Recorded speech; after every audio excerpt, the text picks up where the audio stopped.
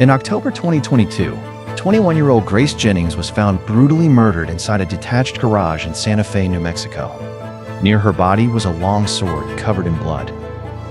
Kiara McCulley admitted her role in the killing, but prosecutors say she did not act alone. The state alleges Isaac Apodaca manipulated and coerced McCulley into killing Grace, pointing to disturbing text messages they say reveal a conspiracy and a murder plot. Apodaca has pleaded not guilty. His defense disputes the state's version of events and argues that Kiara McCulley was the one responsible for planning and carrying out the killing. Now, a jury has to decide whether Isaac Apodaca is the mastermind behind Grace Jennings' murder, or is the state holding him responsible for a killing he did not commit. This is State of New Mexico versus Isaac Apodaca.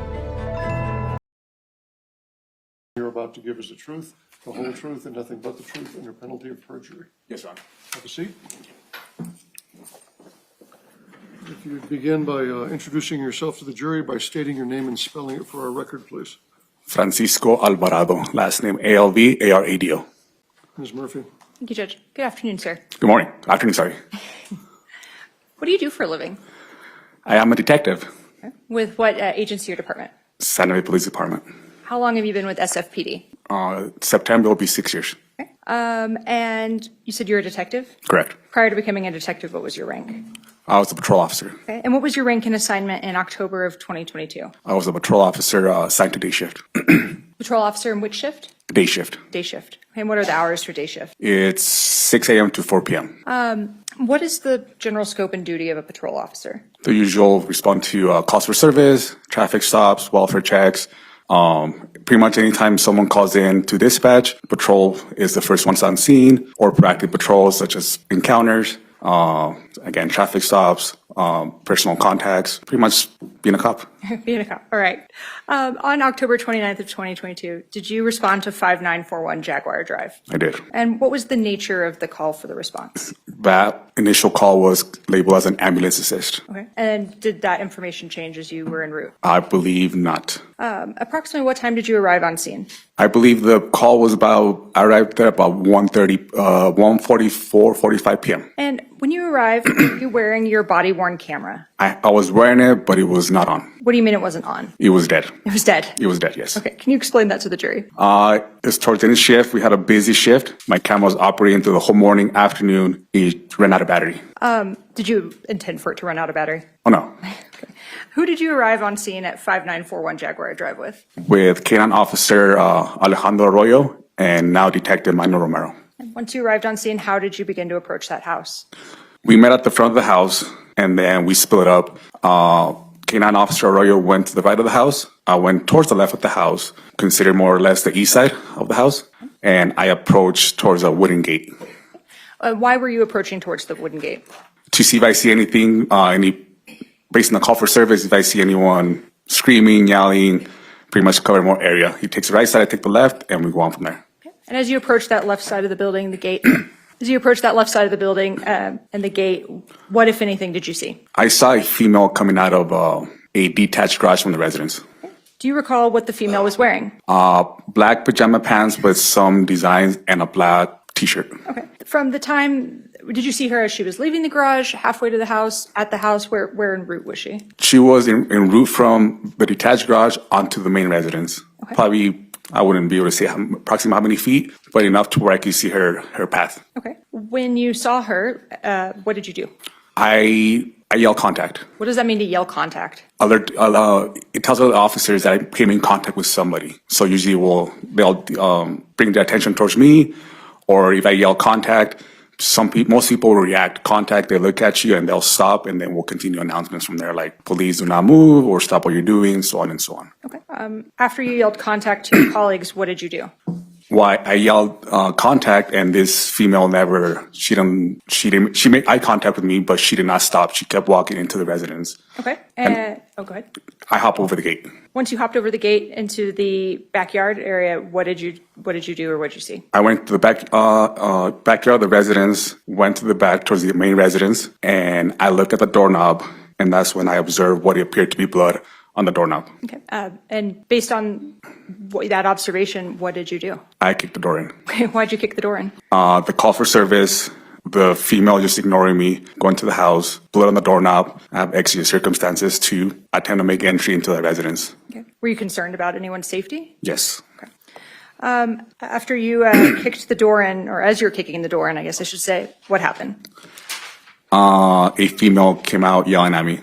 Okay. And can you describe whether this was an older or a younger female? Older. Okay. Did you eventually learn that female's name? Lonnie. Lonnie. And as you were kicking the door in and she began to yell at you, do you recall what she said just in the moment that you're kicking in the door and she yelled? She pretty much asked, what was I doing? Okay. And after did you fully kick in the door? Did they open the door? What happened next? No, so it's a door with the glass frame, like a middle frame. So I was able to kick in the window frame and she opened the actual door. Okay. After she opened the door, what happened? She's asking all these questions and I take a step back. I explained to her the reason why we were there and the reason we were trying to kick the door in. And she was frantic. I mean, rightfully so. Sure. And was there anyone else nearby, any other civilians nearby? Yes. Okay. And where was that civilian? Behind Lonnie. Okay. And was this a male or a female? Female. Can you describe that? Was that the same person that had exited the garage that you saw en route to the house when you arrived? Yes, it was. Right. And did you learn that person's name? Yes. What was that person's name? Kiara.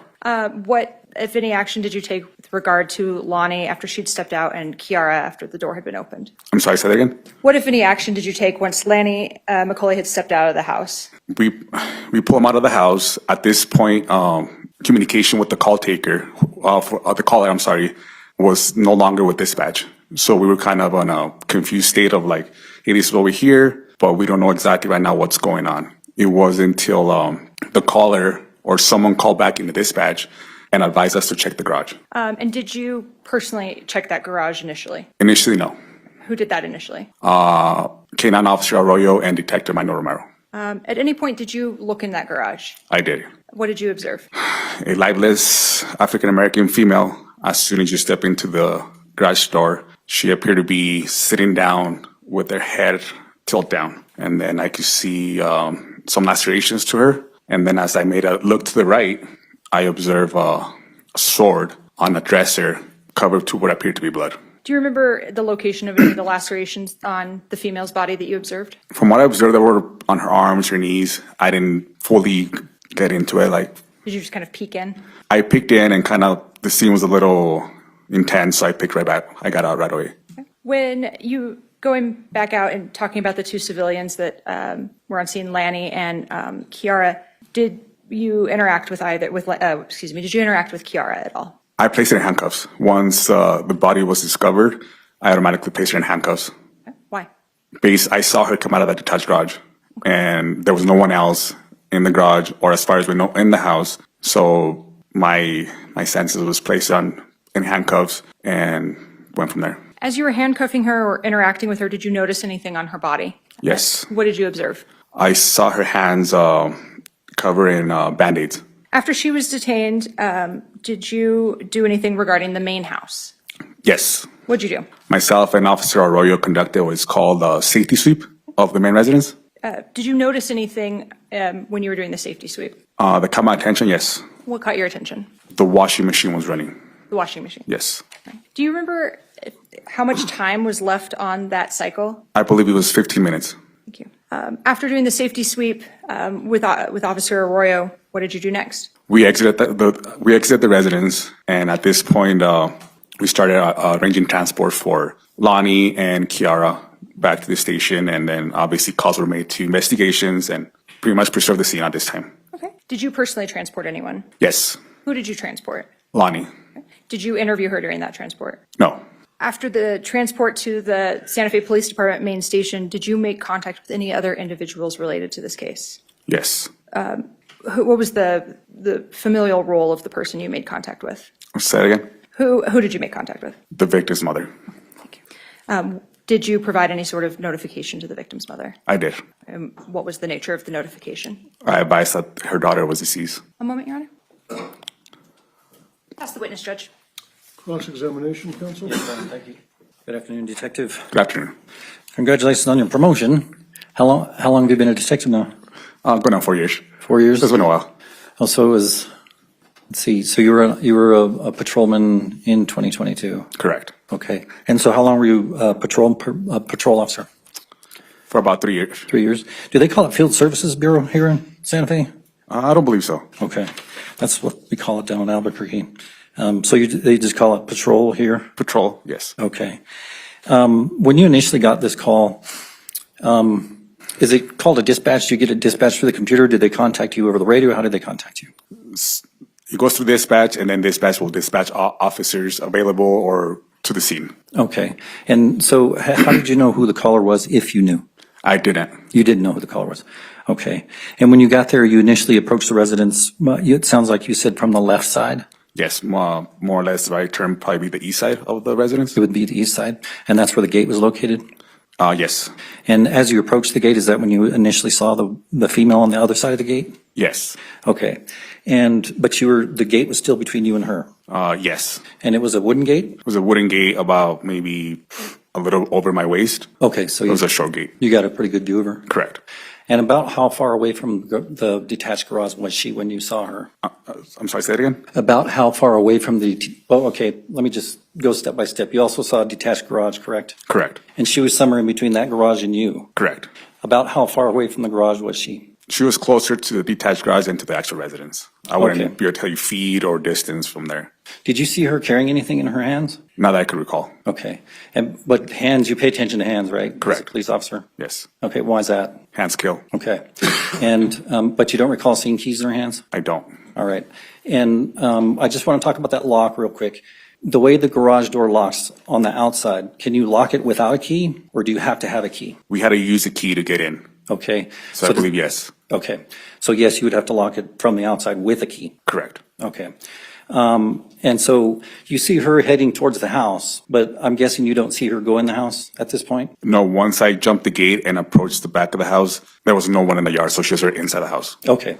All right. So I'm going to slowly take you there. So you see her heading to the house. You lose sight of her. Is that when you jump the gate? Approximately, yes. Okay.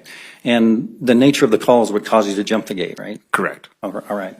And so you get around the corner, you don't see her. And when I say get around the corner, you get around the side of the house to the Correct. backyard. Yes. Right. And then you have a full view of the whole yard. Yes. So the garage is to your left and the house is to your right. Yes. So if this is east, then that would be south and north. Yes. Okay. And what do you see? You see blood on the door? So I approached the back door, and there was what appeared to be smeared, dry blood on the doorknob. Okay. And at this time, you had about 3 years of experience? More or less, yes. Okay. And so what did your head tell you at that point? Call for service, call that someone had been killed at the location. I see someone that looks at me, and obviously I'm in a full marked uniform, walks away from me, goes into the house without any remarks of police being present. I see blood at the doorknob. My thought is someone dead inside or someone needing attention, medical attention inside? So my brain said, we have to get in there. Okay. And that's why you kicked the door? Correct. All right. And with regard to what she was wearing at the time you saw her coming from the garage, was it different from what you saw when she came out of the house later? No. So it was the same clothing? Correct. Once you started kicking the door, you had testified that another woman came to the door. Had you ever met her before or seen her before? No. And you had stated that she seemed really surprised at that point in time? Oh, yeah. Okay. And do you recall what she said? Not verbatim, but pretty much on the basis of like, what are you doing? I mean, we are kicking their back door in, so I'm sure no one likes to have their back door kicked in. Right. I can imagine. So we saw a video earlier this morning of an officer that was actually kicking the door, and I'm guessing that was you. A few pounds ago, yes. A few pounds ago, okay. And so there was two officers standing to your right, so they would have been east of you Yes. while you were kicking the door. Yes. All right. And you don't recall exactly what you identified this woman later, and her name was Lonnie, Lonnie, correct. and you don't recall what she told you? She was yelling at me, and it's a high stress scene. So to recall verbatim, especially my camera being dead, it's kind of hard to go back to the actual. It's been 4 years, Okay. So it's kind of hard to recall verbatim what she said to me. Okay. And when you say your camera's dead, you're talking about the body cam? Correct. It just ran out of batteries, or Yeah, it was on the whole day, so it just ran out of batteries. did you borrow somebody else's later on? Or? No, I believe once I realized the significance of the investigation, I actually at some point asked Detective Romero to stay by me. Oh, So at least I had some kind of recording device. okay. All right. So let's get back to the door. It looked like, so Lonnie then comes out at that point, Yes. but it looked like the glass was already kind of in at that point. Yeah, my foot got into the glass, yes. And once she comes out, what was her demeanor like? She was surprised. She was, like I said, she was frantic. I mean, you have cops behind you kicking your door in, so she had no idea what was going on. And had you guys lost contact with 911 at this point in time? At this point, I believe, yes, we tried to re-engage with dispatch and see if there's further information, and I believe that's just the information that we had. And this Lonnie was not carrying a phone, right? Oh, no. Okay, and then you said another person came out behind her, that was Kiara? Correct. And what was Kiara's demeanor like? Unfazed, like nothing had happened, very calm, cool, collected. Okay, and let's go back to when you saw her walking away from the garage. What was her demeanor like there? Unfazed. Did you order her to stop? I don't recall. I yelled at her after I said contact. I can't recall exactly what I said. So when you said contact, you're advising the other officers that you're making contact with someone? Yes, and I yelled it. I mean, and she looked at me, and she ignored me and walked away from me. Okay, so she made eye contact with you and then kept moving? Yes. All right. So she comes out, she's kind of calm, you said, and who then tried to open the garage door? So at that point, we lost communication with dispatch. We were kind of like, well, figuring out what's going on. Dispatch advised they had someone on the line to set and advise us to check the detached garage. At that time, Lonnie was very helpful, and she gave us the keys to that detached garage. I got those keys, and I handed them over to Officer Arroyo. Okay. Do you recall where she got the keys? I believe inside the residence. So she went back in? I believe so. And is that based on reviewing your police reports? Is that just pure memory right at this point? It's, like I said, I have my camera, so it's pure memory, and then what's on my report. Okay. So she went back in, then came back with the key, and Arroyo is the one who opened it? I gave the keys to Arroyo, and I stayed with Lonnie and Kiara, and Officer Arroyo and Manuel Romero are the ones that made entry into that detached garage. Okay. Now, while you were standing there with Kiara McCulley, Miss McCulley, what was her demeanor like then? With Kiara or? Kiara, She was unfazed. She was calm. she was still calm? Yes. Had you cuffed her at that point? No. So I'm guessing you cuffed her as soon as they came out and told you what they found inside, meaning the other officers? Yes. And while you were cuffing her, is that when you noticed the Band-Aids? Correct. And how many did you notice, if you recall? More than one for sure, but I don't recall the number. And in your training as a detective now, have you had to investigate cases that involved stabbings? Yes. Is it common for the perpetrator to stab themselves by accident or cut themselves? Objection, Your Honor. Foundation, 702. Go back and lay a foundation for Okay. the question. What kind of training have you had with regard to investigating sharp object crimes? I was a violent crimes detective for over 2.5 years. I've investigated stabbings, shootings, homicides, all within either sharp objects, gunshots, so on and so on. And even in when you're training at the academy in and of itself, they teach you how important it is to know and be aware of knives, right? Yes. In fact, I think I don't know if they still do this, but they used to just, instructors would walk around and run up on you with a knife to make sure you're paying attention, right? Do they still do that? Not exactly, but they do some kind of knife drills and then some close distance stuff, or how fast you can close distance, how dangerous knives could be, as any other weapon. Okay. And is there any specific type of training that you take with regard to investigating sharp object crimes? I have not. How about when you're doing the general homicide training, does it include knives and guns? Yes. Okay. So how many hours do you think you've experienced either investigating or training with knives? Probably hour-wise, I don't know, but some hours, yes. Okay. And so based on all that training experience, is it your opinion that people do cut themselves by accident when they're engaging in criminal conduct that involves a knife? Yes. And do you think that might have happened here? Objection, Your Honor. I'll withdraw, Your Honor. Objection sustained. Thank you, Your Honor. Okay, so you saw a couple of Band-Aids on her, and then after the other two officers, that was Arroyo and Romero, they came out. Did you stay with Ms. McCulley that entire time? No, I switched places. I can recall it was with Romero or Arroyo. And it was a very horrific scene. So it was I switched with one of them to see what they meant. Because all I heard one of them say, hey, there's a body inside. So to me, I just wanted to know what they meant by a body. Because I even asked them on cameras, like, what do you mean by a body? Once I went inside and confirmed what they meant, that's when I came out and placed Kiara in handcuffs. Okay, were you the primary officer on this? From the patrol side, yes. Yes, okay. So when you're the primary, you have to make decisions like that. When somebody says there's a body, then you got to figure out what's going on? Yes. Okay, and that's why you put her in cuffs? Yes. Because you have a possible homicide or whatever? I have a dead body, yes. Okay, and did you put Lonnie in cuffs as well, or just Kiara? At that time, I didn't place Lonnie in handcuffs. Okay, and tell us why you placed Kiara in handcuffs. She's the female I saw coming out of the detached garage where a lifeless body was found. Okay. So to me, it gives me to believe that she came out of that garage and she has some involvement. Okay, thank you. And so then you go back into the garage to check it out yourself, Yes. right? And you had stated you saw Ms. Jennings lying on the ground, well, sitting up on the ground, right? She was sitting in a very tight space, yes. Okay. And I don't want you to go through those details, the gruesomeness of it. I don't think it's necessary at this point. But you did see a sword. I did see a sword. And can you describe that sword for the jury? I'm not a sword guy, but it's pretty much like what you see in like medieval movies, like, I don't know, like Lord of the Rings types things. Like it's a large sword with the handle and like the little wings and covering what appeared to be blood. So it was like it's an actual sword. Okay. And was the blade pointing towards you, like towards the door, or was the blade pointing away from the door? Well, I can't recall. And how long do you think it was? I'm sorry, what? How long do you think it was? 3-4 feet. It was, from what it looked to me, it was a sword. It was a large sword. Okay. I'm not a sword guy either. That's why I mean, pestering you. ask me about a gun, I'll tell you. Okay. Well, we don't have any gun questions. Okay, with regard to that evidence, so you see the sword, right? But you don't touch it, right? No, Okay, and there's a reason for that. of course. And that reason is because you don't want to mess with evidence. Absolutely, yes. And you know, as a patrol officer at that time, there could be fingerprints on it, Yes, and there could be DNA evidence on it, right? yes. So you never touch it, Never touch it. and you don't let anybody else touch it. No. So wherever, and then somebody comes and collects that evidence at a later time. Yes. And who would that be? Our crime scene technicians. And they're trained to pick that stuff up properly, right? That's their job, yes. Okay.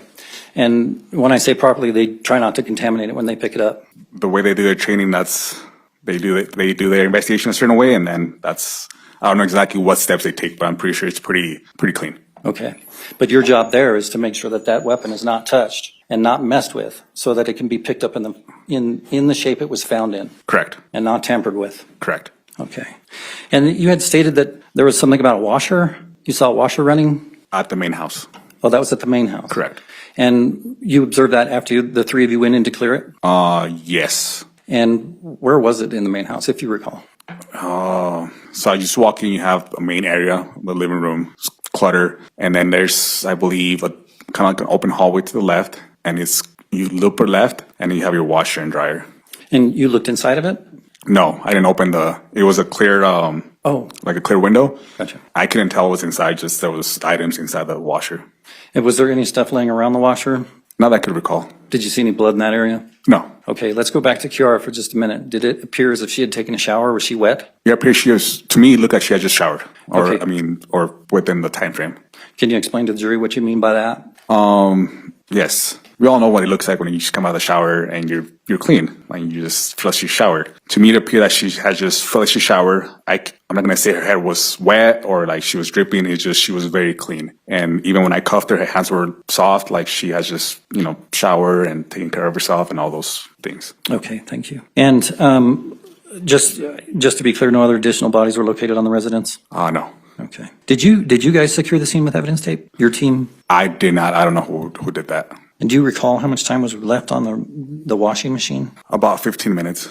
I may ask you just a few random questions here, and then I'll wrap it up, okay? Oh, you transported Lonnie McCulley over to the police station? I did. And did she talk to you about anything? I believe the only thing Objection, Your Honor, hearsay. It's just a question. I'm not going to ask him what she said. You can answer the question. If she did, don't repeat anything she might have said. yes. Was she still mad at you? She was calmer. She was calmer? Yes. Okay. Okay, and with regard to Mr. Apodaca, you know that he was taken into custody at a later time, right? Yes. To your knowledge, did you have any keys to that garage on him? Objection, Your Honor, outside the scope. Establish a basis of knowledge if she does know. Objections overruled. So during the course of this call that you went on to, did you discover any other names like Isaac Apodaca as a possible suspect in this incident? Yes. How did you find that out? Speaking with detectives and other officers on scene. Okay, so other officers were doing investigations and they shared information with you? On the scene, yes. I was aware we split up and there was another male involved and later identified as Isaac Apodaca. Okay, and did you find out anything else about Isaac Apodaca? No. Do you know who transported him? No. Did you go to the police station? Yes. Did you see him there? I don't recall I did. Did you ever see any keys on him? If I didn't see him, I didn't see any keys. Okay, that's fair. Give me just 1 second. Okay, just wanted to clear up a couple things with you, Detective. With regard to the blood, I'm not sure if we got this out clearly. There was blood on the main door to the house, right? Appeared to be blood on the doorknob of the back door of the house. The back door of the house? Yes. On the doorknob? On the doorknob. And what about the garage? I didn't see any blood on the garage. Like from the door, no. Okay. And when did you notice that your camera wasn't working? Once I got on scene. So how'd you figure that out? You pressed it and it didn't turn on? Exactly. Okay, so you weren't aware of that until you got there. Yes.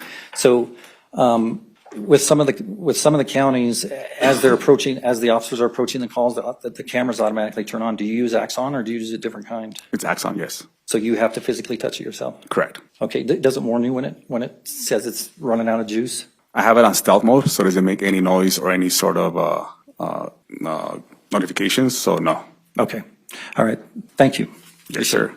Redirect. No, Your Honor. We'll reserve this witness, though, out of an abundance of caution. You may step down. Don't discuss your testimony with anyone. The attorneys will stay in touch with you and let you know if you need to come back. Thank you, Your Honor. The statements and testimony you've just heard are now part of the evidence the jury has to consider in the case against Isaac Apodaca. As more witnesses take the stand and more evidence is revealed, the jury will have to decide what really happened in the hours leading up to Grace Jennings' brutal murder.